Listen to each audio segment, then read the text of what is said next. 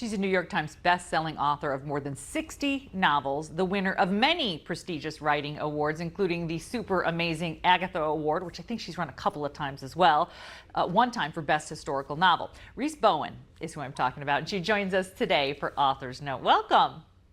Hi, Rebecca. How are you? I'm doing great, and today is the big day. Your newest book comes out today, The Castle in the Glen. It's the perfect combination of romance and mystery. It's thrilling, but set it up for our viewers because it is a little bit of a complicated kind of when you're reading, like, okay, what's happening here? Set it up for us.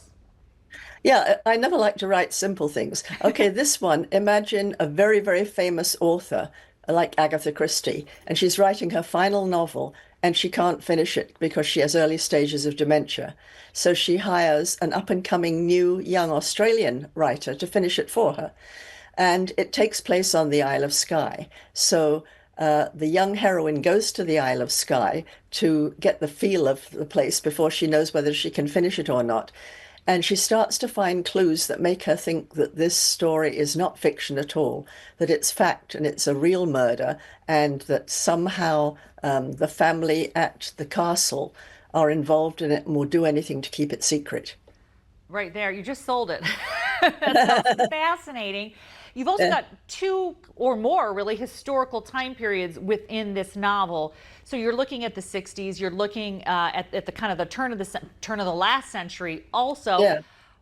You were doing your research. Which is harder? It seems it would be easier to kind of research the 60s, but when you were doing that research, which one was like the harder to get information about? Well, the 60s were really easy because you imagine that was me wearing my Mary Quant and my white boots and my Vidal Sassoon haircut. I know about that. I was a very young woman in my 20s. The 60s were easy, but the lucky thing is that somewhere like the Isle of Skye has not changed that much. I mean, it's more touristy, it's more accessible now, but pretty much it's the same. It's a very wild island, and still you've got those mountains that are quite dangerous, and you've got the little fishing villages and everything. So all I had to do was to think back to my own trips there and to remember what it was like when I was there. And obviously it was more primitive in the early 1900s, but essentially the same island. So, and that brings us to, I mean, not only are the time periods important, but the setting. You also have like a little guide of some of the Gaelic that you will encounter in this book. I do not fash. I know that does means don't worry, right? From all my Yes, right. Outlander reading. Yeah. But it is a whole different culture. How much immersion do you have to do when you're writing this kind of a book?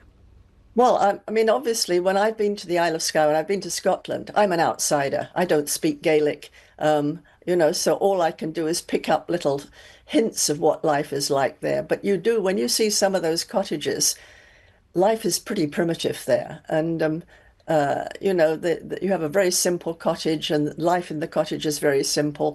And you still hear, I mean, occasionally we'll hear Gaelic spoken, and it's a beautiful language, but quite unintelligible for anybody from the outside.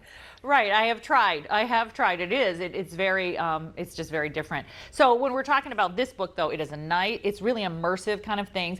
What are you, leaning into? Is it the thriller aspect, the romance aspect? Like who's going to be caught up in this net of readers if we're looking to pick this up? A romance reader or a mystery reader? Well, I always write books that I want to read, but they're not on a shelf. And I love books that even if they're tense, even if they're drama, they have that hint of romance too. So I start off writing a very serious book about a crime, and then suddenly some young man comes into it and says, "Hello, here I am." And I think, oh God, we've got another romance here.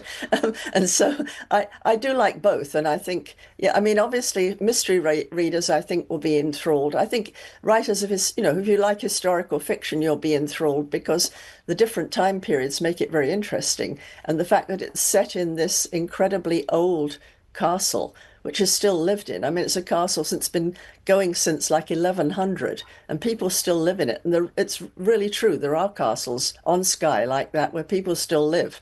And you think, how could you live there? And if you were brought up there, would it change you as a person? It has to, right? Mhm. And so Yeah. when you're doing this, are you you talk about how a character kind of came into came onto the page, and I guess we might have a romance here.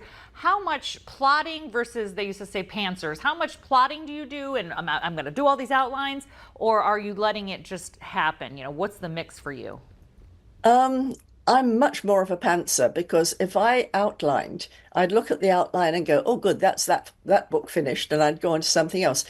I like to be surprised. I actually like my characters to do things where I think, "Oh, don't go there, that's stupid," and they do it anyway. So I really think if you've created real characters, you have to give them their head and let them do what they want. And I've always been surprised in all of my books of things that happen. And of course, in this one, I had the added challenge in that I had to write quite a large chunk of a book by Iris Blackburn, so in her style, and in her style when she's getting dementia. So that was a quite a challenge. As the young heroine comments, she says, "Oh, this book can do some serious editing because obviously Iris isn't as sharp as she used to be." So I had to write that. That's amazing. I really appreciate you taking the time. This is release day for this book. You can get it on Amazon and wherever fine books are sold. The Castle in the Glen is the name. Yeah. And we've got it. Look, we're twins. We're twins. And also, I want to remind everyone that Rhys Bowen is on Facebook and very active on. You have like thousands and thousands of fans on Facebook, Yeah. so it's a great way to kind of keep up with what you're doing, especially like all your events that are happening because of this book that's out right now. Thank you so Yeah. much for doing this with us today. Well, thank you, Rebecca. Good Oh, luck, and I think it's gonna be a fun release day for you. good. Thank you. I hope so. All right. Bye. Bye bye. All right. After the break, we're going to have a little appearance with Eric with tech support, right?